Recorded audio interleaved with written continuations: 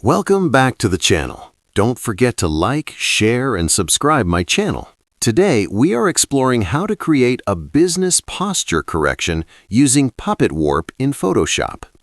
I open Photoshop and load a business portrait image. I pause here because posture silently communicates confidence. I duplicate the layer first so my original stays safe. I convert the layer into a smart object. I go to Edit and select Puppet Warp. I stop for a second and think. This tool needs patience. I place pins carefully on shoulders, arms, and torso.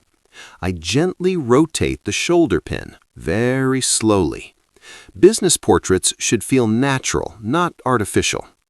I adjust the